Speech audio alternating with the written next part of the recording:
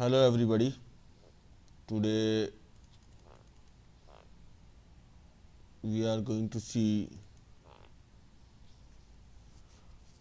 cryogenic air separation plant simulation.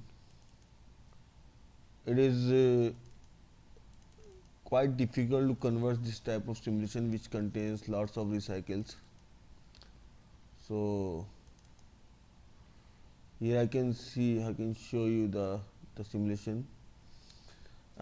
This is the air which is coming from the main air compressor. It is compressed say around 5 to 10 bars, and then it is splitting here because we want it to more compressor booster compressor, cool it down, and then passing it to this main heat exchanger. From here it is expanding here in the turbine, add the effect of cooling here. Then the air which is directly coming from the main air compressor comes here and goes to this lower column, which operate around 5 to 6 bars. This column operate around 1.2 to 1.5 bar G, and because we don't know initially the values here, because this exchanger converts only if we have these 3 streams, because we have only 2 streams, not 3 but 4 streams. So basically so here the air is coming from the main compressor. You can see the kilopascal pressure and this mass flow, and this is the temperature coming from the main air compressor, and air composition should be, for this simulation I have taken values of nitrogen to 0.7811, oxygen 0.02096, and argon is 0.0093.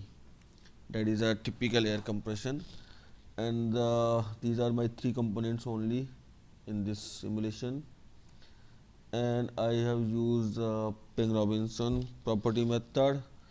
The company use their license specific property packages, but nowadays HYSYS 7 also suggest you, if you put the components or the system, they will suggest you the property package which you should choose, so that is not an issue.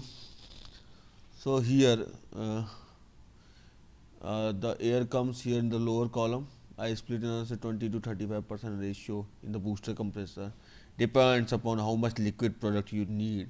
If you need more liquid products, you have to compress the more, then you have to expand the more. So this gives you the chilling effect.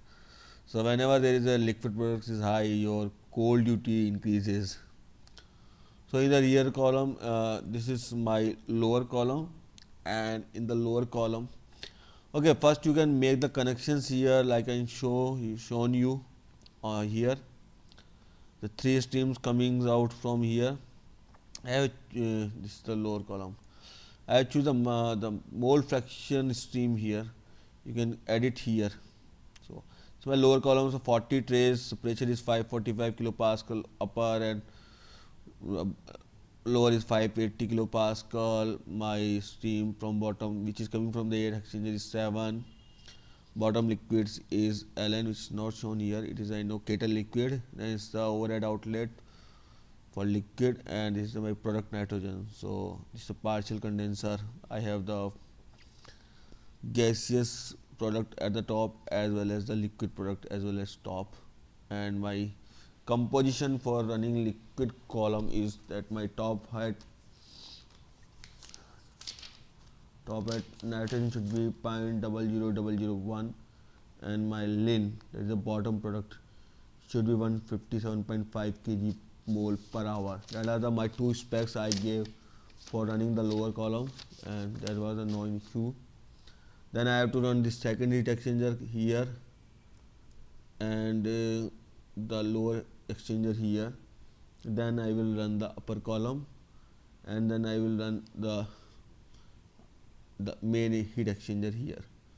So this is the part 1, as I am not allowed to upload more.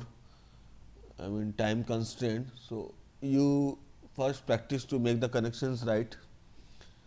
I will upload the file also for the connections to my website, that is www.worldwidesimulation.com. You can download from there. Okay, thank you very much.